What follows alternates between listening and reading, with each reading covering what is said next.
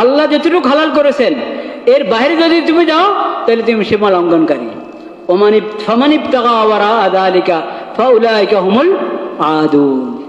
এখন তো দেশে ইউরোপিয়ান নিয়ে এসেছে, সংস্কৃতি নিয়ে এসেছে, দেশে আমদানি করা হয়েছে কি সমকামিতা। লূত আলাইহিসসালাম যে সম্প্রদায়ের নবী ছিলেন তাদের মধ্যে ছিল সমকামিতা, তাও পুরুষে পুরুষে। এটা হারাম কি হারাম না? আল্লাহ কত কঠিন শাস্তি দিয়েছেন তাদেরকে, কত রকমের শাস্তি দিয়েছেন তাদেরকে আল্লাহ তাআলা। এখন এই দেশে নিয়ে এসেছে খালি সমকামিতা না, LGBT, মানে ওটাতে কত পদ্ধতি, মেয়ে মেয়ে ছেলে ছেলে। হারাম কি হারাম না? কত বড় কবিরা গুনাহ, অনেক বড় কবিরা গুনাহ। আচ্ছা, তা না শুধু ছেলে, আল্লাহ বানিয়েছেন তাকে ছেলে, সে দাবি করে সে নাকি মেয়ে। আল্লাহ বানিয়েছেন মেয়ে, সে দাবি করে সে নাকি কি ছেলে। এরকম বানানো মন গড়া মেয়ে আসলে ছেলে, আরেক মেয়ের সাথে সম্পর্ক রাখবে, বলেন নাউযুবিল্লাহ। মন গড়া ছেলে আসলে মেয়ে, কার সাথে সম্পর্ক রাখবে? আরেক। বেশ, মানে সমকামিতার এখন নতুন নতুন প্রকার হয়ে গেছে, এই জন্য যে পুরুষ আর পুরুষ থাকে নাই, মেয়ে আর কি থাকে নাই, মেয়ে থাকে নাই। এটাতে আপনারা রাজি আছেন? ছেলেরা মেয়ে হয়ে যাবে, মেয়েরা ছেলে হয়ে যাবে, এটাতে রাজি আছেন? এটা কি আল্লাহর সাথে যুদ্ধ ঘোষণা কিনা? যেটা আল্লাহর সাথে যুদ্ধ ঘোষণা, এটা যে দেশে থাকবে এই দেশের মধ্যে সম্ভব শান্তি আসা?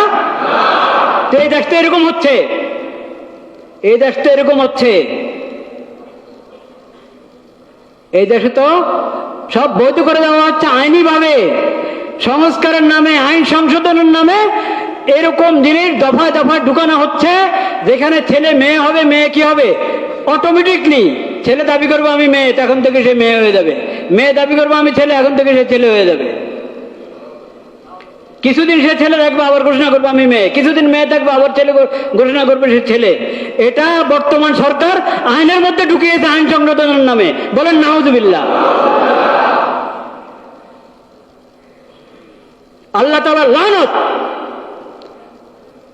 এই সমস্ত লোকদের উপর, যারা জুলাই বিপ্লবের ক্ষমতায় মসনদে বসে ইউরোপিয়ান সংস্কৃতি, যেটা ইসলামের পুরা বিরুদ্ধে,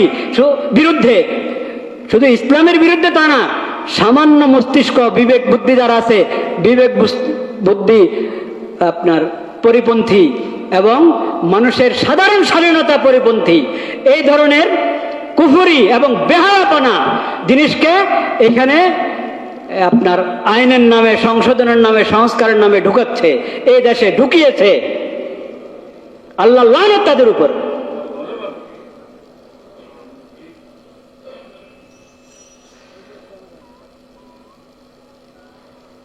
সরকারি মসনদ বললে সরকার হয় না, বুঝতে হবে সামনে কারা আসছেন, তাদেরকে এটা বুঝতে হবে। যদি এই তরিকায় আল্লাহর বিধানের বিরুদ্ধে, কোরআন সুন্নাহর বিরুদ্ধে যে যাবে, তার সঙ্গে আমাদের কোনো দোস্তি নেই, সে যে হোক, সে যে হোক। কোরআন সুন্নাহর বিরুদ্ধে যে যাবে, মানবতার বিরুদ্ধে যে যাবে, এবং মানুষের সুস্থ মস্তিষ্ক, সুস্থ বুদ্ধি, বিবেক বুদ্ধির পরিপন্থী কর্মকাণ্ড ঘটাবে, দেশকে ওভাবে পরিচালনা করবে, তাদের সাথে আমাদের কখনো দোস্তি হতে পারে না। শালীনতা, হায়া, লজ্জা সব কিছু বরবাদ করে দিচ্ছে, ভুল ধারণার ইসলাহ করছে। এখন দেখেন অষ্টম শ্রেণী 9 এবং 9-10 ইংরেজি বই, দুষ্টামিটা দেখেন। বাংলা বইতে হলে তাড়াতাড়ি ধরা পড়বে হয়তো, ইংরেজি বইতে গিয়ে এই LGBT এগুলা ঢুকাচ্ছে এখানে সিলেবাসের বইতে। আরে সিলেবাসের বইতে শেখ হাসিনা ঢুকাক আর ডক্টর ইউনূস ঢুকাক, যে ঢুকাবে সিলেবাসের বইতে বেঈমানির কথা, বেহায়া এবং বেরাদা অশ্লীলতার কথা, তাদের সাথে আমাদের কোনো দোস্তি নেই। ওই জমানার বিগত 17 বছরের বইতে যত কুফরি আছে ওগুলো কুফরি কি কুফরি না? ওগুলো মুসলমান সন্তানদেরকে শেখানোর কোনো বৈধতা আছে? ওগুলোর বেহায়াপনা ওগুলো মুসলিম সমাজের মধ্যে প্রচার করার কোনো সুযোগ আছে? এমনকি অন্য ধর্মের লোকেরাও কি বেহায়াপনা পছন্দ করে? বেহায়াপনা তোমরা সিলেবাসের বইতে ঢুকাবা। শ্রমিক আইনের সংশোধন করেছে, শ্রমিক আইনের সংশোধন করতে গিয়ে ওখানে এলজিবিটি ঢুকাচ্ছ কেন? শ্রমিক আইনের সংশোধনের মধ্যে শ্রমিকদের হক দেওয়ার ব্যবস্থা করো। শ্রমিকদের কত কষ্ট ওগুলো দূর করছো না, মালিকরা কত পেরেশানিতে আছে ওগুলো দূর করছো না। এখানে ইউরোপিয়ান সংস্কৃতি ঢুকে শ্রমিক আইন সংশোধনের নামে এখানে এলজিবিটি সমকামিতা তুমি ঢুকাচ্ছ। মানুষ তো বেখবর, খবরও রাখে না দেশে কি হচ্ছে। যে সরকার আসবে তাদের কাছে আমরা চাই মানুষের বিবেক বুদ্ধির কি করেন, বিবেক বুদ্ধির এহতেরাম, বিবেক বুদ্ধির এহতেরাম করেন, সম্মান রক্ষা করেন বিবেক বুদ্ধির, মানুষের হায়া এবং শালীনতার লাজ রক্ষা করেন, সম্মান রক্ষা করেন, আল্লাহর দেওয়া শরীয়তের সম্মান রক্ষা করেন, কোরআন সুন্নাহর সম্মান রক্ষা করেন। এটা তাওহীদের মাটি, মুমিনদের মাটি, মুসলিমদের মাটি। এখানে অমুসলিমরাও শান্তিতে থাকবে যদি আপনি এখানে ইসলামের বিধান চালু করেন, নতুবা অমুসলিমরা শান্তিতে থাকতে পারবে না। মুসলমানদের তো ইসলাম বরবাদ করেই দিয়েছেন, আপনারা ঈমান বরবাদ করেই দিয়েছেন। যত ধরনের জালিয়াতি আর প্রতারণা এই পর্যন্ত করা হয়েছে।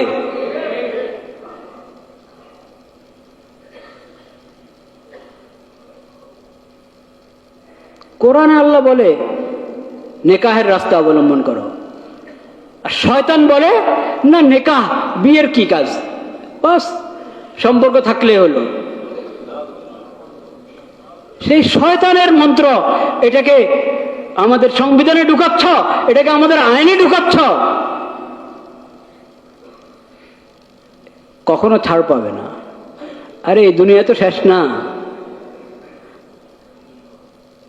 জুলাই বিপ্লব কি হাসিনার বিরুদ্ধে না অন্যায়ের বিরুদ্ধে? এটা কি হাসিনার বিরুদ্ধে না অশ্লীলতার বিরুদ্ধে?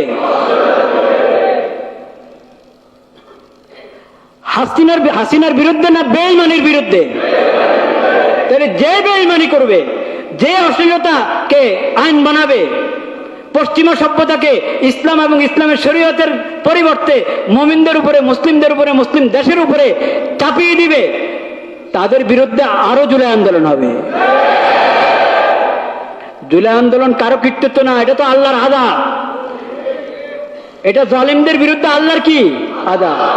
জালিম যেই চেহারাতেই, যেই ভেষেই জালিম সামনে আসবে, যেই ভেষেই অশ্লীলতা এবং বেহায়াপনা যেই ভেসে আসবে, তার বিরুদ্ধে আল্লাহ তাআলা আযাব নাযিল করতে পারেন, যে কোনো সময় নাযিল করতে পারেন।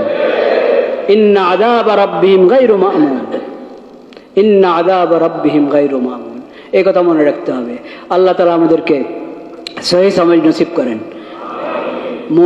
আল্লাহুম্মা বারিক আলা মুহাম্মাদিন ওয়া আলা আলি মুহাম্মাদ কামা বারাকতা আলা ইব্রাহিম ওয়া আলা আলি ইব্রাহিম ইন্নাকা হামিদুম মাজিদ।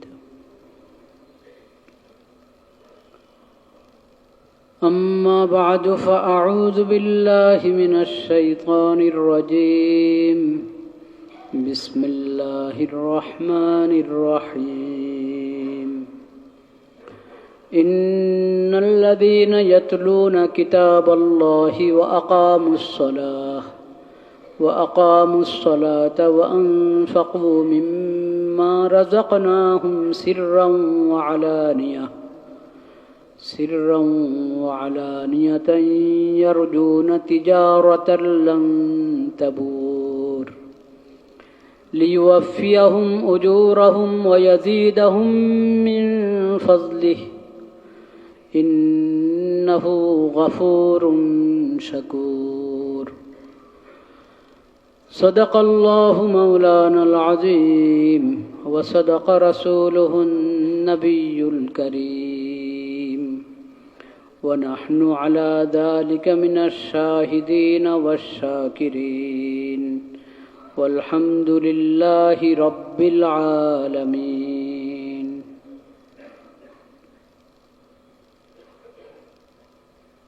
আমরা গত 2-3 জুমা থেকে সালাত সম্পর্কে, সালাতের গুরুত্ব এবং সালাত আদায় করার পদ্ধতি বিষয়ে আলোচনা করছিলাম।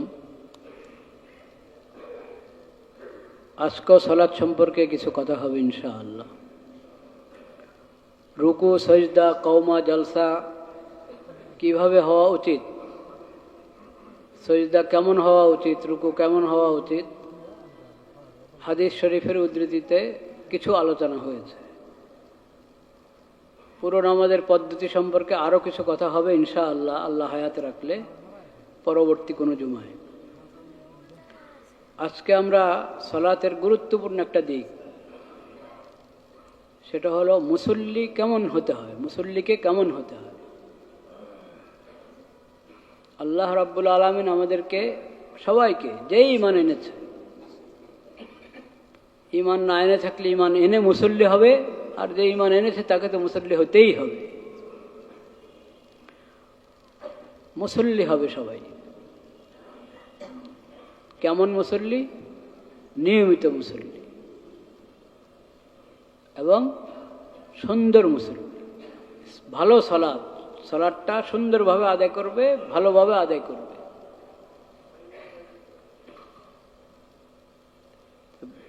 মুসল্লি হওয়া, নিয়মিত মুসল্লি হওয়া এবং সুন্দরভাবে সালাত আদায়কারী মুসল্লি হওয়া। চতুর্থ কথা হলো মুসল্লির গুণাবলী অর্জন করা। আদর্শ মুসল্লি কাকে বলে? আল্লাহ রাব্বুল আলামিন কোরআন কারিমে মুসল্লিদের যে সমস্ত গুণাবলী বর্ণনা করেছেন, বলেছেন, আমাদেরকে জানিয়েছেন, সেসব গুণাবলী অর্জন করতে হবে। ওরকম সিফাতওয়ালা, বিশেষ গুণাবলীওয়ালা আদর্শ মুসল্লি হতে হবে আমাদেরকে। কোরআন কারিমের বিভিন্ন আয়াতে মুসল্লিদের সে সমস্ত গুণাবলী আলোচনা হয়েছে। বিশেষভাবে 29 পারায় সূরাতুল মাআরিজের মধ্যে দীর্ঘ অনেকগুলো আয়াতের মধ্যে আল্লাহ তাআলা মুসল্লিদের সিফাত বর্ণনা করেছেন। আজকে আমরা ওই আয়াতগুলো তেলাওয়াত করব ইনশাআল্লাহ এবং কিছু আলোচনা করার চেষ্টা করব।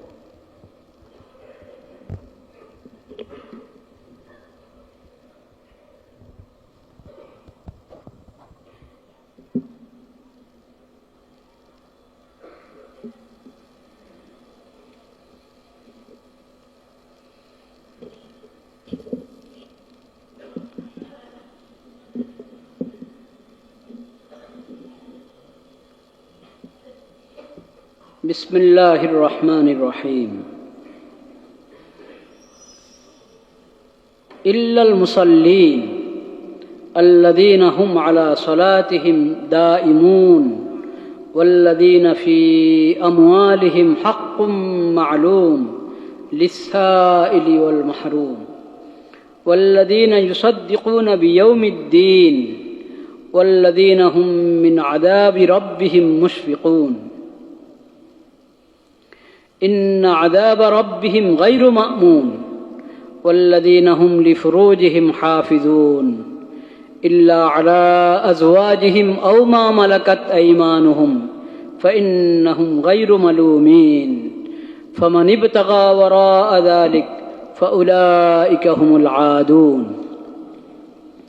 والذين هم لأماناتهم وعهدهم راعون والذين هم بشهاداتهم قائمون والذين هم على صلاتهم يحافظون أولئك في جنات مكرمون فما للذين كفروا قبلك مهطعين عن اليمين وعن الشمال عزين.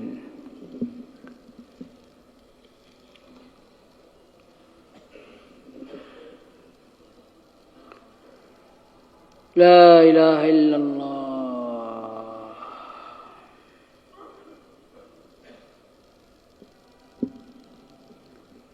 এই আয়াতগুলোর মধ্যে আল্লাহ রাব্বুল আলামিন মুসল্লিদের গুণাবলী আমাদেরকে জানিয়েছেন। প্রথম, আল্লাযীনা হুম আলা সলাতিহিম দাঈমুন। মুসল্লিরা কেমন হবে? তারা নিয়মিত নামাজ আদায়কারী হবে, নিয়মিত নামাজ আদায়কারী হবে, প্রতিদিন নামাজ আদায় করবে, প্রতি ওয়াক্ত নামাজ আদায় করবে। কোনো দিন নামাজ কাজা হবে না, কোনো ওয়াক্ত নামাজ কাজা হবে না, না ফজর কাজা হবে না এশা কাজা হবে। ফজর, জোহর, আসর, মাগরিব এবং এশা। জুমার দিন জোহরের জায়গায় জুমা। এই 5 ওয়াক্ত নামাজ নিয়মিত আদায় করবে, দাঈমুন। কোনো দিন বাদ দিবে না, কোনো ওয়াক্ত বাদ দিবে না। আমাদের একটা দেশে একটা রেওয়াজের মতো হয়ে গেছে, মাগরিবের নামাজে মুসল্লি একটু বেশি হয় মসজিদে, ফজরে একেবারে কম হয়। মুসল্লি তো তারাই।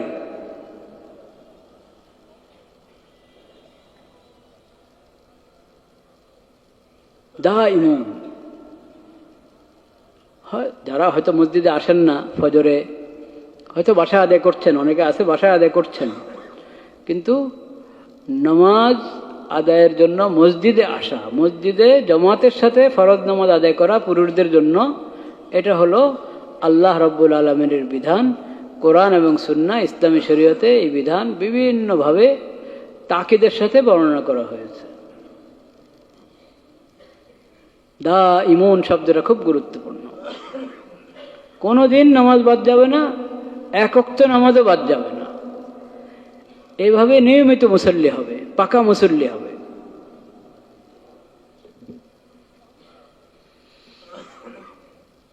দ্বিতীয় বিষয়, ওয়াল্লাযীনা ফী আমওয়ালিহিম হাক্কুম মা'লুম লিস-সাইলি ওয়াল মাহরুম। নামাজ নিয়মিত আদায় করছে, কিন্তু আল্লাহ যে রিজিক দান করেছেন, ধন সম্পদ দান করেছেন, সেই ধন সম্পদের ব্যাপারে আল্লাহর যে বিধান, ওই বিধানের ব্যাপারে কোনো পরোয়া নেই, ওই বিধানের ব্যাপারে উদাসীন মুসল্লি এমন হবে না। যে মুসল্লি সে আল্লাহর দেওয়া ধন সম্পদ, আল্লাহর দেওয়া রিজিকের ক্ষেত্রে আল্লাহ যে বিধান দিয়েছেন সেই বিধানও পালন করবে। তার ধন সম্পদের মধ্যে বঞ্চিতদের জন্য এবং যারা চায় নিজের জরুরত পেশ করে আমার একটু ঠেকা আছে, তাদের জন্য তার ধন সম্পদের মধ্যে একটা ভাগ নির্ধারিত করা। যার কাছে যা আছে, আল্লাহ যাকে যে পরিমাণ দিয়েছেন, অর্থ সম্পদ অনেকের খুব বেশি থাকে, কারো মাঝারি, কারো কম, যার কাছে যা আছে ওটার মধ্যে তুমি নিজে নিজে ঠিক করে রাখো যে এখানে বঞ্চিত যারা, তাদের জন্য আমি কিছু অবশ্যই একটা ভাগ রাখবো। যখন আমার পড়োশীদের মধ্যে হোক, আত্মীয় স্বজনের মধ্যে হোক, তাদেরকে এটা দিব। বা কেউ নিজে এসে নিজের জরুরত পেশ করলো, তাকে দিব। আর যেটা আল্লাহ নির্ধারণ করে দিয়েছেন, যাকাত, যাকাত যেটা আল্লাহ নির্ধারণ করে দিয়েছেন সেটা তো আদায় করবেই। ওটা তো কোরআন মজিদে যেখানে নামাজের কথা সেখানে যাকাতের কথা, অধিকাংশ জায়গায় যেখানে নামাজ সেখানে যাকাতের কথা। মুমিন সালাত কায়েম করে এবং যাকাত আদায় করে। ওটা ইসলামের 5 স্তম্ভের দ্বিতীয় স্তম্ভ তো যাকাত। সালাতের পরেই যাকাতের স্থান। পরে মানে আলোচনাতে পরে, কিন্তু সালাত যেমন ফরজ, যাকাতও তেমন ফরজ। এটা ঈমানের আলামত, ইসলামের আলামত, ইসলামের প্রতীক। সালাত এবং যাকাত, রমজানের রোজা, হজ, কালিমা, কালিমা, নামাজ, রোজা, হজ এবং যাকাত, এগুলো সব ইসলামের প্রতীক, শাআইর ইসলাম বলা হয়। তো যাকাত তো নির্ধারিত আল্লাহর পক্ষ থেকে। যার যাকাত ওয়াজিব হয় পরিমাণ, যাকাত ফরজ হয় পরিমাণ সম্পদ যার কাছে আসে, সে তো প্রতি বছরে নিয়মিত যাকাত আদায় করবে, বছরে একবার।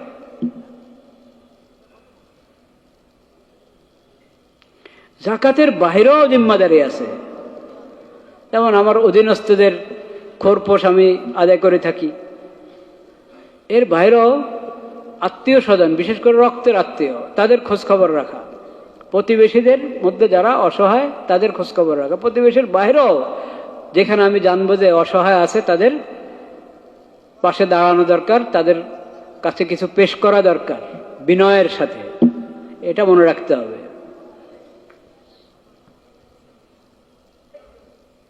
এই যে ধন সম্পদ, আল্লাহ বলেছেন ফি আমওয়ালিহিম, তাদের মালের মধ্যে, তাদের সম্পদের মধ্যে প্রার্থনাকারীর জন্য এবং বঞ্চিতের জন্য কি আছে?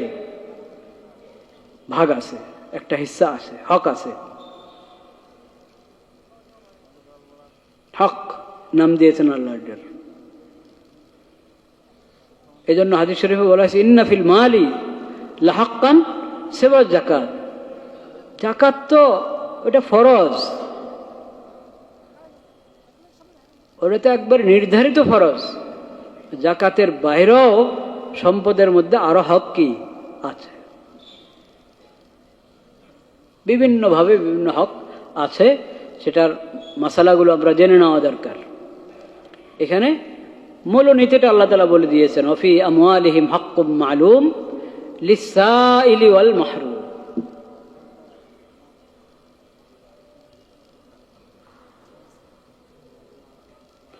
ফি আমওয়ালিহিম, তাদের সম্পদ। তাদের সম্পদ মানে কি? এটা কি ওরা নিজের জোরে পেয়ে গেছে না আল্লাহর দান? আল্লাহর দান। নিজে কামাই করে অর্জন করেছে, নিজের বুদ্ধি দিয়ে অর্জন করেছে। বুদ্ধি তো সবার আছে, সবার এরকম অর্থ আছে? কামাই তো সবাই করে, সবার কি এরকম অর্থ আছে? তাহলে কার দেওয়া? কোরআন মজিদে অনেক আয়াতে আল্লাহ আবার ওটাও বলেছেন মিন মালিল্লাহিল্লাযী আতাকুম, আল্লাহর সম্পদ, আল্লাহর সম্পদ আল্লাহ দান করেছেন তোমাদেরকে, এখান থেকে দান করো। এটা তো আল্লাহর মেহেরবানি, আল্লাহর দয়া যে আল্লাহ তোমাদের মালিকানা ঘোষণা করেছেন। যার যেভাবে হালাল ভাবে যে জিনিস উপার্জন করে শরীয়তের দৃষ্টিতে সে ওটার কি মালিক। এই মালিকানা কার বিধান? এটা আল্লাহর বিধান। আল্লাহ বিধান দিয়েছেন, তাই তুমি মালিক, তাই তুমি মালিক। এটা তো মূলত আল্লাহর আমানত তোমার হাতে, কিন্তু এটা আল্লাহর মেহেরবানি, আল্লাহর রহম এবং ফজল যে আল্লাহ এই মালিকানাকে, এই মালিকানা আল্লাহ তাআলা শরীয়তের বিধান হিসেবে দিয়ে দিয়েছেন। শরীয়তে এই মালিকানাকে তসলিম করা হয়েছে, মেনে নেওয়া হয়েছে যে তুমি এটার মালিক। আল্লাহ যদি মালিক হিসাবে আপনাকে ঘোষণা না করতেন তাহলে আপনি মালিক হতেন না, মালিক হতেন না। ওটা তো কারণের মতো যারা ওরা মনে করে যে এটা তো সম্পদ আমার, এই সম্পদ কার? আমার। আমার এই কথা ঠিক আছে, এটুক এই হিসেবে ঠিক আছে যে আল্লাহ তোমাকে মালিক হিসেবে মেনে নিয়েছেন, কিন্তু তুমি যদি মনে করো উতিতু আলা ইলমিন, কারণ যেরকম বলে যে এটা তো আমার যোগ্যতা, আমার ক্যাপাসিটি, আমি এটা আমার বুদ্ধি বলে অর্জন করেছি। কে বলেছিল এটা? কারণ। সম্পদের ব্যাপারে যারা এটা মনে করে যে এটা তো আমার, এখানে অন্য কারো অধিকার নাই, আল্লাহ যদি অধিকার কারো ঘোষণা করে থাকেন, শরীয়ত কারো অধিকার ঘোষণা করে থাকে, আমি মানি না, নাউযুবিল্লাহ। ঈমান থাকবে? ওই লোক আল্লাহর বিদ্রোহী বান্দা, আল্লাহর, এবং ওর চেয়ে বড় নাফরমান এবং নাশকর, নিমক হারাম আর কা হতে পারে না। এটা তো আল্লাহর দান। তুমি যে বলছো আমি কামাই করেছি, এটা তো একটা বাহানা, এটা একটা ছুতা। তুমি যত সূত্র অবলম্বন করেছো কামাইয়ের ক্ষেত্রে, সব সূত্র কার দান? আল্লাহর দান। এই সব সূত্র ব্যবহার করে অনেকে পায় না, তুমি পেয়েছো, কার দান? আল্লাহর দান। কোরআন কারীমের দ্বিতীয় সূরা ফাতিহা প্রথম সূরা, তারপরে দ্বিতীয় সূরাতুল বাকারার প্রথম দিকেই মুমিন এবং মুত্তাকিদের পরিচয় কি দিয়েছেন আল্লাহ তাআলা? হুদাল লিল মুত্তাকিন আল্লাযীনা ইউমিনুনা বিল গায়ব ওয়া ইউকিমুনাস সালাহ। গায়েবের প্রতি যাদের ঈমান আছে, সালাত যারা কায়েম করে, আর ওয়ায়ুনফিকুনা মিম্মা রাযাকনাহুম ইউনফিকুন, আমি তাদেরকে যা রিজিক দিয়েছি সেখান থেকে তারা খরচ করে। আমি যা রিজিক দিয়েছি, যা তোমার 10,000 টাকা আছে আর 10 কোটি টাকা আছে, কোটি কোটি টাকা আছে, শত কোটি টাকা আছে, সব কার দান? আল্লাহর দান। মিম্মা রাযাকনাহুম, আমি তাদেরকে যা রিজিক দিয়েছি ওখান থেকে তারা খরচ করে। এই যে আয়াত তেলাওয়াত করলাম আমি সূরা ফাতিরের, ইন্নাল্লাযীনা ইয়াতলুনা কিতাবাল্লাহ, সূরা ফাতির না? ইন্নাল্লাযীনা ইয়াতলুনা কিতাবাল্লাহ ওয়া আকামুস সালাহ, যারা আল্লাহর কিতাব তেলাওয়াত করে, কোরআন তেলাওয়াত করে, কোরআন কারীমের তেলাওয়াত করে, সালাত কায়েম করে, ওয়া আনফাকু মিম্মা রাযাকনাহুম, আমি তাদেরকে যা রিজিক দিয়েছি সেই রিজিক থেকে তারা খরচ করে গোপনে এবং প্রকাশ্যে। ইয়ারজুনা তিজারাতান লান তাবুর, আমি যা রিজিক দিয়েছি। তা আল্লাহ রিজিক দান করেছেন, আল্লাহ এই সম্পদ তোমাকে দান করেছেন, মূলত আল্লাহর। বাকি দুনিয়ার নিজাম শৃঙ্খলা ঠিক রাখার জন্য যে যেটা কামাই করেছে বা মিরাজ সূত্রে পেয়েছে, যদি সঠিকভাবে পেয়ে থাকে, সেটার ব্যাপারে আল্লাহ তাআলা তার মালিকানা মেনে নিয়েছেন। শরীয়ত তার মালিকানাকে গ্রহণ করেছে, ঘোষণা করেছে এটার মালিক। কাজেই তার এই সম্পদ কেউ চুরি করতে পারবে না। সে গরিব মানুষ এসে বলবে যে আমি গরিব মানুষ, আমি তো, আমাকে দেওয়া উচিত এই ধনী লোকদের, আমাকে দিচ্ছে না, কাজে আমি এখান থেকে আমার অংশ চুরি করে নিয়ে যাব, না, এটা জায়েজ হবে না। এটা কি জায়েজ হবে না। তুমি বলতে পারো যে একজন ঘটনা আছে একটা, যে আমি আল্লাহর বান্দা আর এই সম্পদ আল্লাহর, আমি কি আল্লাহর বান্দা, সম্পদটা কার? আল্লাহর, কাজে আমি নিয়ে যাই, কাজে আমি নিয়ে যাই। আনা আব্দুল্লাহ, আমি আল্লাহর বান্দা, ওয়াল মালু মালুল্লাহ, এই সম্পদ কার? হ্যাঁ, আল্লাহর, কাজে আমি নিয়ে যাই। তো পরের দিন একজন কে নিয়ে যায় রাত্রে এসে, তো একজন পাড়া লাগাইছে যে কে, ও দেখে যে এসে তো সে এই কথা বলে আর নিয়ে যায়। তো ও বুদ্ধি করেছে, বুদ্ধি করে যখন ও দুই কথা বলছে, আমি আল্লাহর বান্দা আর এই সম্পদ কার? আল্লাহর, আমার জরুরত আছে আমি নিয়ে গেলাম। ও পিছন থেকে পিঠের উপরে জোরে দিছে এক কিল, জরবুল্লাহ, এই মাঠটাও আল্লাহর পক্ষ থেকে।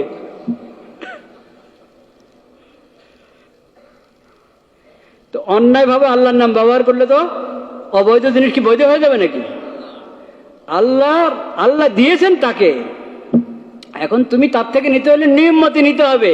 চুরি করে নিতে পারবে না, ডাকাতি করে নিতে পারবে না, আত্মসাৎ করতে পারবে না। আল্লাহ এই সম্পদ যার হাতে আমানত রেখেছেন তাকে মালিক বানিয়েছেন, তাকে বলছেন আল্লাহ তাআলা তুমি খরচ করো। খরচ করা তার দায়িত্ব। এখন খরচ করছে না, তাকে বোঝাও, দ্বীনের কথা বোঝাও, ঈমানের কথা বোঝাও। হ্যাঁ, এই সম্পদ তুমি, তোমার যখনই চোখ বন্ধ হবে সব সম্পদ থেকে যাবে, একটা কিছুই যাবে না কবরে, কিছুই যাবে না কবরে, তোমার সঙ্গে তোমার আমল যাবে। সে আমল কি? তো এখন থেকে আখিরাতের জন্য জমা করো। আখিরাতের জন্য জমা করার তরিকা হলো আল্লাহ যা দান করেছেন এখান থেকে কি করো? সদকা করো, দান সদকা করো। যাকাত তো আদায় করবাই, এমন নফল সদকা করো। যার কোথায় কার জরুরত এটা খেয়াল করো। এই যে গাজাবাসীদের অবস্থা, এখন যুদ্ধবিরতি হয়েছে, সবাই ভেবেছে যে এখন তো শেষ, আর কোনো তাদের চিন্তা করার দরকার নেই। না, এখন আরো মুসিবতে বেশি আছে তারা। একদিক থেকে আরো মুসিবতে কি, এতদিন এক এক জায়গায় ছিল, এখন যখন যুদ্ধবিরতি সব নিজের জায়গায় এসেছে, না ঘর আছে, না বাড়ি আছে, না খাওয়ার কিছু আছে, না কোনো ব্যবস্থা, সব দিক থেকে কষ্টের মধ্যে এবং পেরেশানির মধ্যে আছে। প্রত্যেকের দায়িত্ব, পুরো মুসলিম বিশ্বের দায়িত্ব, জনগণেরও দায়িত্ব খোঁজ করা, কোন সূত্রে আমি ওখানে সাহায্য পাঠাতে পারি। আপনি খোঁজ নিলে সূত্র পাবেন, নির্ভরযোগ্য সূত্র পাবেন, সেই সূত্রে অবশ্যই অনুদান পাঠাবেন গাজাতে এবং অন্যান্য যে জায়গায় মুসলমানরা নির্যাতিত কষ্টের মধ্যে আছে, সেখানে যার দ্বারা যে পরিমাণ সাহায্য পাঠানো এবং তাদের সব দিক থেকে যে যে দিক থেকে সহযোগিতা করতে পারে, সাহায্য করতে পারে, তাদের পাশে দাঁড়াতে পারে, এটা ফরজ। আল্লাহ তাআলা সেই তৌফিক দান করেন। এটা মুসল্লিদের সিফত। মুসল্লিদের কি সিফত? মুসল্লি কমিটির সদস্য হয়ে গেলাম, মসজিদ কমিটির সদস্য হয়ে গেলাম, তাইলে আমার মুসল্লি পাকা মুসল্লি হয়ে গেলাম তা না। কিন্তু মুসল্লিদের সিফাত কি আছে কোরআনে, ওগুলো জানতে হবে। তো ব্যয় করার ক্ষেত্রে আল্লাহ তাআলা আমাদেরকে বলেছেন, তুমি যদি মুসল্লি হয়ে থাকো তোমার মধ্যে এই সিফত থাকতে হবে যে আল্লাহ যা দিয়েছেন ওখান থেকে দান করো। আর কামাই করবো কিভাবে, কামাই করবো কিভাবে সেটাও আল্লাহ বলেছেন কোরআনে। হ্যাঁ, মুসল্লির কামাই করা আর মুসল্লি নয় এমন লোকের কামাই করা, দুটোতে পার্থক্য আছে কিনা? আছে। মুসল্লি যখন রোজগার করবে, সে উপার্জন করতে যাবে, তার উপার্জনের সূত্রের মধ্যে অবৈধ কিছু থাকবে না। ব্যবসা করবে, ওটার মধ্যে সুদ থাকবে না। কি থাকবে না? সুদ থাকবে না। ব্যবসা করবে, ওটাতে সুদ থাকবে না, ওটাতে কোনো ভেজাল থাকবে না, মিথ্যা থাকবে না, মাপে কম দিবে না, মাপে কম দিবে না। এটা হলো মুসল্লির সিফত। মুসল্লি যখন দোকানদার হয়, মুসল্লি যখন গ্রাহক হয়, কেমন হবে? কেমন হবে? মুসল্লি দোকানদার, তাহলে কোনো সামানের মধ্যে কোনো ধরনের ভেজাল করবে না, কোনো মিথ্যা বলবে না, 2 নম্বর জিনিস 1 নম্বর বলে দিয়ে দিবে না। দোষ ত্রুটি আছে সামানের মধ্যে, কাপড়ের মধ্যে, যেটাই সেটা বিক্রি করছে, ওটা দোষ লুকাবে না। এর হলো মুসল্লি বিক্রেতা, মুসল্লি দোকানদার। মুসল্লি গ্রাহক সে কেমন? নবী করিম সাল্লাল্লাহু আলাইহি ওয়াসাল্লাম বাজারে গিয়েছেন, একজন পর্যবেক্ষণ করছে, দেখছে কোন দোকানদারদের সাথে কেমন আচরণ, কেমন কথা, কিভাবে নিচ্ছে, কিভাবে আদায় করছেন, সামান কিভাবে গ্রহণ করছেন, অর্থ কিভাবে দিচ্ছেন, সব দেখেছে। ওটা দেখেই অমুসলিম, ওটা দেখেই বলছে যে এই লোক যে দিনের যে ধর্মের দাওয়াত দিচ্ছে এটা অবশ্যই সত্য হবে। ও পিছনে পিছনে আসছে, নবী করিম সাল্লাল্লাহু আলাইহি ওয়াসাল্লাম বাজার করে যাচ্ছেন ঘরের দিকে, পিছনে পিছনে আসছে, জিজ্ঞেস করতে আপনি কিসের দাওয়াত দেন, কোন দিনের দাওয়াত দেন, আমাকে একটু বলেন, আপনার দিনটা তো সত্যিই হবে। নবী করিম সাল্লাল্লাহু আলাইহি ওয়াসাল্লাম দাওয়াত দিলেন, সেই লোক সঙ্গে সঙ্গে ইসলাম কবুল করেছে। এ লোক গ্রাহক কেমন হবে?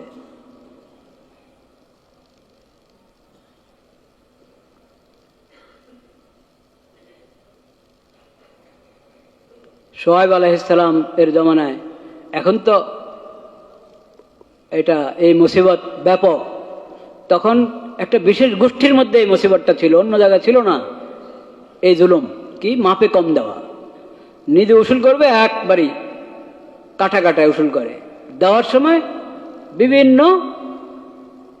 ছুতা অবলম্বন করে মাপে কম দেওয়া। এই ব্যাধি ছিল শোয়েব আলাইহিস সালাম নবী হিসেবে যাদের মাঝে এসেছিলেন, সেই গোত্রের মধ্যে, সেই সম্প্রদায়ের মধ্যে এই মুসিবতটা ছিল। ওরা এই ব্যাধিতে, এই অপরাধে ওরা প্রসিদ্ধ ছিল। শোয়েব আলাইহিস সালাম তাদেরকে বললেন যে দেখো, তুমি গ্রহণ করার সময় যেরকম পুরোপুরা গ্রহণ করো, দেওয়ার সময় তোমাকে পুরোপুরা দিতে হবে, যথাযথ দিতে হবে, একটু কম করতে পারবে না, একটু কম করতে পারবে না। তো তারা কি বলেছে শুনেছেন? ও বুঝছি, আপনি মুসল্লি তো, আপনি কি অমুসলিম। তারা ইসলামের দাওয়াত কবুল করছে না। আসলাতুকা তা'মুরুকা, আপনার সলাত আপনাকে এটা বলে না, আপনার সলাত আপনাকে এই কথা বলে যে আপনি আমাদের পিছনে লেগে আছেন, মাপে কম দিতে পারবো না, মাপে কম দিতে পারবো না। এটা তো আপনার সলাতের শিক্ষা, আমরা বুঝি। তো সলাতের শিক্ষা এটা, এটা কাফেররাও বুঝে এটা সলাতের শিক্ষা। তো ওরা তো অবজ্ঞা করে বলছে, উপহাস করে বলছে এটা সলাতের শিক্ষা। আমরা মুসল্লিও বনবো না, আমাদের সলাতের এই শিক্ষাও দরকার নাই, বলেন নাউজুবিল্লাহ। তখন ইসলামের নূর খুঁজে পাওয়া যায় না। তখনও একটা সম্প্রদায় রোগ এবং ব্যাধির ক্ষেত্রে মুসুদ ছিল, ব্যাপকভাবে অমুসলিমদের মধ্যে এই সমস্যা ছিল, ওই কথা তো ইতিহাসে পাই না আমরা। এদের কথা বলা হয়েছে, এদেরকে এই নবী, আল্লাহর এই নবী বুঝাচ্ছেন, হেদায়েতের পর হেদায়েত দিয়ে যাচ্ছেন, নসিহতের পর নসিহত দিয়ে যাচ্ছেন। তারা বলে আপনার সলাতেই যত বেজার লাগাইছে আমরা বুঝি, এই সলাতের কারণেই এখন আমাদেরকে এই মাপে কম দিতে নিষেধ করেন, এই সলাতের কারণে আমাদেরকে মূর্তি পূজা থেকে আপনি নিষেধ করেন, আল্লাহ ছাড়া অন্য মাহবুদের আবাদত করতে আমাদেরকে নিষেধ করেন এই সলাতের কারণেই। দেখেন তাহলে মুসল্লি কি হইতে হবে? পাক্কা ইমানদার হইতে হবে কিনা, তাওহীদওয়ালা হইতে হবে কিনা, এবং মুসল্লিকে তার ব্যবসা বাণিজ্য সবকিছু আল্লাহর বিধান মোতাবেক কি পরিচালনা করতে হবে। মাপে কম দিবে না, ভেজাল করবে না, প্রতারণা করবে না, মিথ্যা বলবে না। গ্রাহক আদর্শ গ্রাহক হবে, ব্যবসায়ী এবং বিক্রেতাও কি আদর্শবান হবে।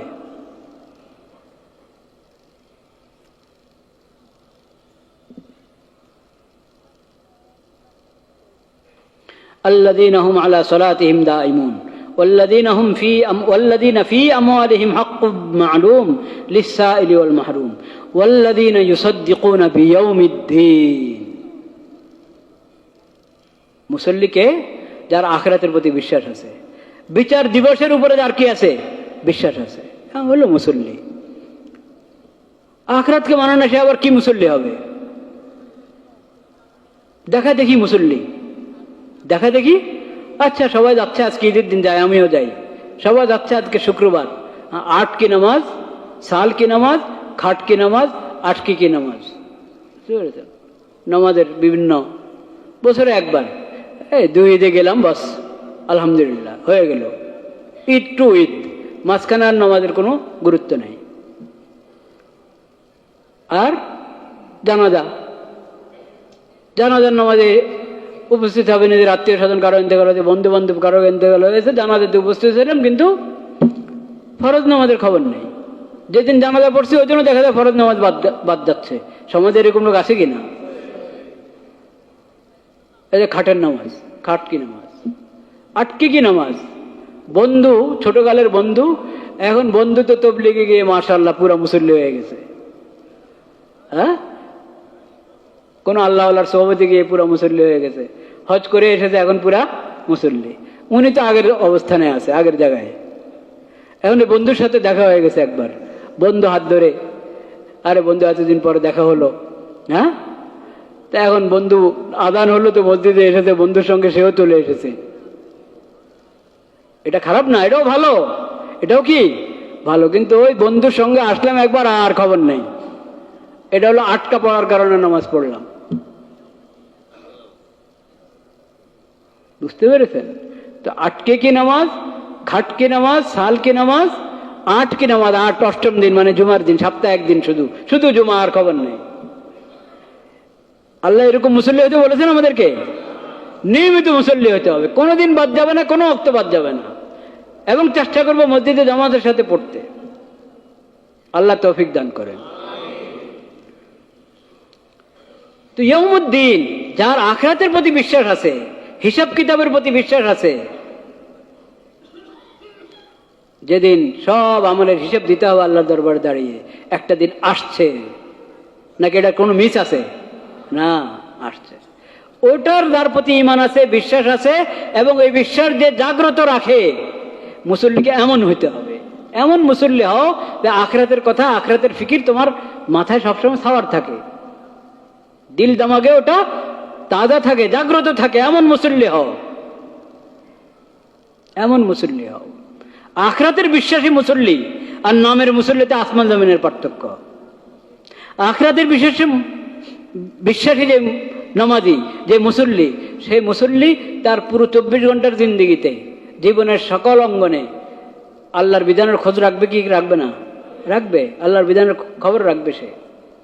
والذين هم من عذاب ربهم مشفقون إن عذاب ربهم غير مأمون।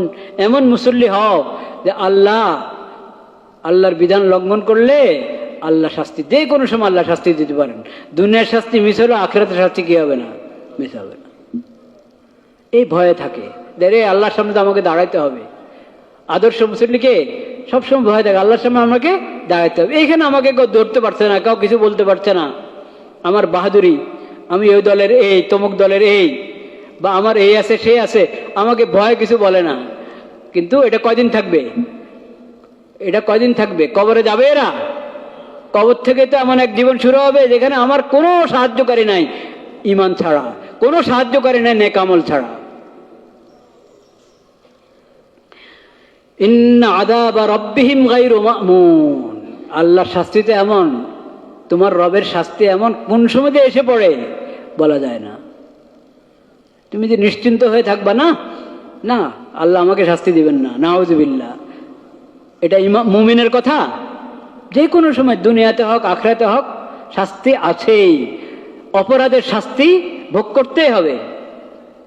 ওয়াল্লাযীনা হুম লিফুরুজিহিম হাফিজুন ইল্লা আলা আজওয়াজিহিম আও মা মালাকাত আইমানুহুম ফাইন্নাহুম গায়রু মালুমিন ফামান ইবতাগা ওয়ারা যালিকা ফাউলাইকা হুমুল আদুন। মুসল্লি কারা? যারা নিজের চারিত্রিক পবিত্রতার খেয়াল রাখে, লজ্জাস্থানের হেফাজত করে। অশ্লীল কাজ আল্লাহ হারাম করেছেন এরকম কোনো কাজ করে না, জিনার কাছেও যায় না। চোখ দ্বারায়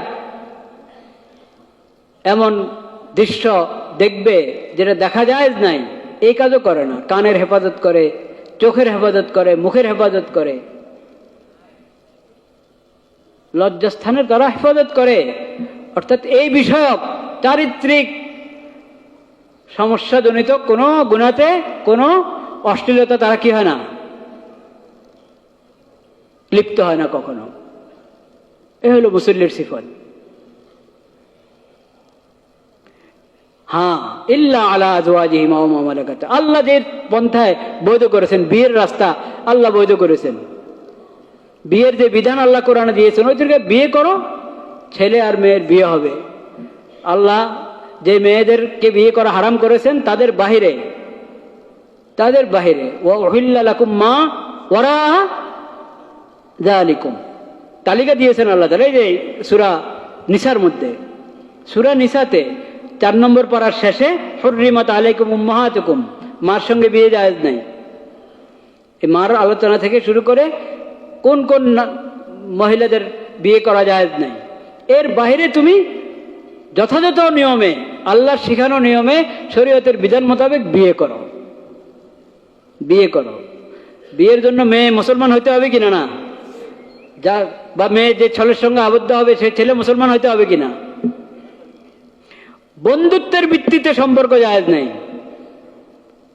প্রেম, প্রেম, প্রেমের সম্পর্ক, প্রেমের সম্পর্ক, বন্ধু আর বান্ধবী, এটা ইসলামে নাই। ইসলামে আছে বিয়ে, এবং ইসলামী তরিকা মতে বিয়ের মাধ্যমে একে অপরের জন্য হালাল হবে। শরীয়ত যাকে বাঁধি বলে, বাঁধিও হালাল। আও মা মালাকাত আইমানুহুম, কিন্তু বাঁধি এখন নাই। ঘরের বুয়ারা বাঁধি নয়, কাদের বুয়ারা বাঁধি নয় কখনো, বাঁধি এখন নাই। বাঁধি বিষয়টাও আল্লাহ হালাল করেছেন, কিন্তু এখন নাই। আল্লাহ যতটুকু হালাল করেছেন এর বাইরে যদি তুমি যাও তাহলে তুমি সীমা লঙ্ঘনকারী।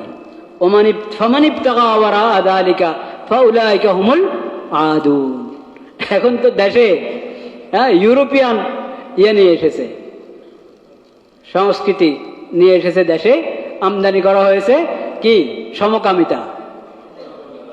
লূত আলাইহিসসালাম যে সম্প্রদায়ের নবী ছিলেন তাদের মধ্যে ছিল সমকামিতা, তা পুরুষে পুরুষে। এটা হারাম কি হারাম না?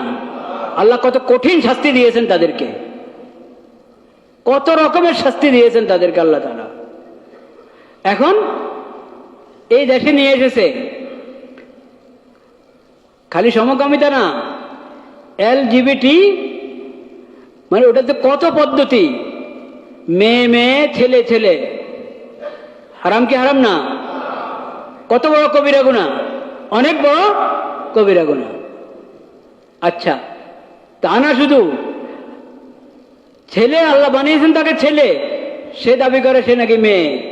আল্লাহ বানিয়েছেন মেয়ে, সে দাবি করে সে নাকি কি ছেলে। এরকম বানানো, মন গড়া মন গড়া মেয়ে আসলে ছেলে আরেক মেয়ের সাথে সম্পর্ক রাখবে, বলেন নাউজুবিল্লাহ। মন গড়া ছেলে আসলে মেয়ে কার সাথে সম্পর্ক রাখবে? আরেক।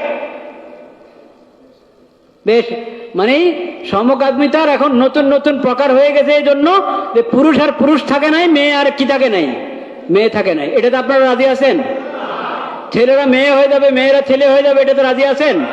এটা কি আল্লাহর সাথে যুদ্ধ ঘোষণা কিনা? যেটা আল্লাহর সাথে যুদ্ধ ঘোষণা, এটা যে দেশে থাকবে এই দেশের মধ্যে সম্ভব শান্তি আসা? এই দেশটা এরকম হচ্ছে, এই দেশটা এরকম হচ্ছে। এই দেশে তো সব বৈধ করে দেওয়া হচ্ছে আইনি ভাবে, সংস্কারের নামে, আইন সংশোধনের নামে এরকম জিনিস দফায় দফায় ঢুকানো হচ্ছে, যেখানে ছেলে মেয়ে হবে, মেয়ে কি হবে অটোমেটিকলি। ছেলে দাবি করবো আমি মেয়ে, এখন থেকে সে মেয়ে হয়ে যাবে, মেয়ে দাবি করবো আমি ছেলে, এখন থেকে সে ছেলে হয়ে যাবে। কিছুদিন সে ছেলে থাকবে, আবার ঘোষণা করবে আমি মেয়ে, কিছুদিন মেয়ে থাকবে, আবার ছেলে ঘোষণা করবে সে ছেলে। এটা বর্তমান সরকার আইনের মধ্যে ঢুকিয়েছে, আইন সংশোধনের নামে, বলেন নাউজুবিল্লাহ। আল্লাহ তাআলার লানত এই সমস্ত লোকদের উপর, যারা জুলাই বিপ্লবের ক্ষমতায় মসনদে বসে ইউরোপিয়ান সংস্কৃতি, যেটা ইসলামের পুরা বিরুদ্ধে, শুধু ইসলামের বিরুদ্ধে তা না, সামান্য মস্তিষ্ক বিবেক বুদ্ধি যারা আছে, বিবেক বুদ্ধি আপনার পরিপন্থী এবং মানুষের সাধারণ স্বাধীনতা পরিপন্থী, এই ধরনের কুফরি এবং বেহায়াপনা জিনিসকে এখানে আপনার আইনের নামে, সংশোধনের নামে, সংস্কারের নামে ঢুকাচ্ছে, এই দেশে ঢুকিয়েছে। আল্লাহ লানত তাদের উপর।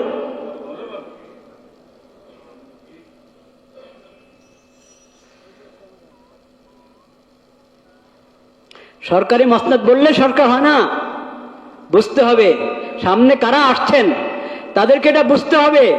যদি এই তরিকায় আল্লাহর বিধানের বিরুদ্ধে, কোরআন সুন্নাহর বিরুদ্ধে যে যাবে, তার সঙ্গে আমাদের কোনো দোস্তি নেই, সে যে হোক, সে যে হোক। কোরআন সুন্নাহর বিরুদ্ধে যে যাবে, মানবতার বিরুদ্ধে যে যাবে এবং মানুষের সুস্থ মস্তিষ্ক, সুস্থ বুদ্ধি, বিবেক বুদ্ধির পরিপন্থী কর্মকাণ্ড ঘটাবে, দেশকে ওভাবে পরিচালনা করবে, তাদের সাথে আমাদের কখনো দোস্তি হতে পারে না। শালীনতা, হায়া, লজ্জা সব কিছু বরবাদ করে দিচ্ছে, ভুল ধারণার ইসলাম করছে। এখন দেখেন অষ্টম শ্রেণী 9 এবং 9-10 ইংরেজি বই, দুষ্টামিটা দেখেন। বাংলা বইতে হলে তাড়াতাড়ি ধরা পড়বে হয়তো, ইংরেজি বইতে গিয়ে এই এলজিবিটি এগুলা ঢুকাচ্ছে এখানে সিলেবাসের বইতে। আরে সিলেবাসের বইতে শেখ হাসিনা ঢুকাক আর ডক্টর ইউনূস ঢুকাক, যে ঢুকাবে সিলেবাসের বইতে বেঈমানের কথা, বেহায়া এবং বেরাদা অশ্লীলতার কথা, তাদের সাথে আমাদের কোনো দোস্তি নেই। ওই জমানার বিগত 17 বছরের বইতে যত কুফরি আছে, ওগুলো কুফরি কি কুফরি না? ওগুলো মুসলমান সন্তানদেরকে শেখানোর কোনো বৈধতা আছে? ওগুলোর বেহায়াপনা, ওগুলো মুসলিম সমাজের মধ্যে প্রচার করার কোনো সুযোগ আছে? এমনকি অন্য ধর্মের লোকেরাও কি বেহায়াপনা পছন্দ করে? বেহায়াপনা তোমরা সিলেবাসের বইতে ঢুকাবা। শ্রমিক আইনের সংশোধন করেছে, শ্রমিক আইনের সংশোধন করতে গিয়ে ওখানে এলজিবিটি ঢুকাচ্ছ কেন? শ্রমিক আইনের সংশোধনের মধ্যে শ্রমিকদের হক দেওয়ার ব্যবস্থা করো। শ্রমিকদের কত কষ্ট, ওগুলো দূর করছো না। মালিকরা কত পেরেশানিতে আছে, ওগুলো দূর করছো না। এখানে ইউরোপিয়ান সংস্কৃতি ঢুকে শ্রমিক আইন সংশোধনের নামে এখানে এলজিবিটি সমকামিতা তুমি ঢুকাচ্ছ। মানুষ তো বেখবর, খবরও রাখে না দেশে কি হচ্ছে। যে সরকার আসবে তাদের কাছে আমরা চাই মানুষের বিবেক বুদ্ধির কি করেন, বিবেক বুদ্ধির এই এহতেরাম বিবেক বুদ্ধির এহতেরাম করেন, সম্মান রক্ষা করেন বিবেক বুদ্ধির, মানুষের হায়া এবং শালীনতার লাজ রক্ষা করেন, সম্মান রক্ষা করেন, আল্লাহর দেওয়া শরীয়তের সম্মান রক্ষা করেন, কোরআন সুন্নাহর সম্মান রক্ষা করেন। এটা তাওহীদের মাটি, মুমিনদের মাটি, মুসলিমদের মাটি। এখানে অমুসলিমরাও শান্তিতে থাকবে যদি আপনি এখানে ইসলামের বিধান চালু করেন, নতুবা অমুসলিমরা শান্তিতে থাকতে পারবে না। মুসলমানদের তো ইসলাম বরবাদ করেই দিয়েছেন আপনারা, ঈমান বরবাদ করেই দিয়েছেন।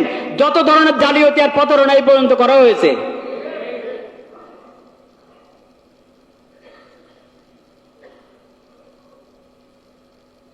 কোরআনে আল্লাহ বলে নেকাহের রাস্তা অবলম্বন করো, আর শয়তান বলে না নেকাহ বিয়ের কি কাজ, বাস সম্পর্ক থাকলে হলো। সেই শয়তানের মন্ত্র, এটাকে আমাদের সংবিধানে ঢুকাচ্ছ, এটাকে আমাদের আইনে ঢুকাচ্ছ, কখনো ছাড় পাবে না। আরে এই দুনিয়া তো শেষ না। জুলাই বিপ্লব কি হাসিনার বিরুদ্ধে না অন্যায়ের বিরুদ্ধে? এটা কি হাসিনার বিরুদ্ধে না অশ্লীলতার বিরুদ্ধে?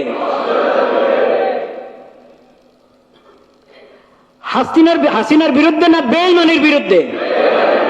তাহলে যে বেঈমানি করবে, যে অশ্লীলতাকে আইন বানাবে, পশ্চিমা সভ্যতাকে ইসলাম এবং ইসলামের শরীয়তের পরিবর্তে মুমিনদের উপরে, মুসলিমদের উপরে, মুসলিম দেশের উপরে চাপিয়ে দিবে, তাদের বিরুদ্ধে আরো জুলাই আন্দোলন হবে। জুলাই আন্দোলন কারো কৃতিত্ব না, এটা তো আল্লাহর আযাব। এটা জালিমদের বিরুদ্ধে আল্লাহর কি আযাব। জালিম যেই চেহারাতেই, যেই ভেষেই জালিম সামনে আসবে, যেই ভেষেই অশ্লীলতা এবং বেহায়াপনা যেই ভেষে আসবে, তার বিরুদ্ধে আল্লাহ তাআলা আযাব নাজিল করতে পারেন, যে কোনো সময় নাজিল করতে পারেন। ইন্না আযাব রাব্বিহিম গায়রু মা'মুন, ইন্না আযাব রাব্বিহিম গায়রু মা'মুন। এই কথা মনে রাখতে হবে। আল্লাহ তাআলা আমাদেরকে সহি সমঝ নসিব করেন। মুমিনদের, মুসল্লিদের আরো গুণাবলী আল্লাহ বলেছেন এই সূরাতেই, সামনের আয়াতগুলোতে।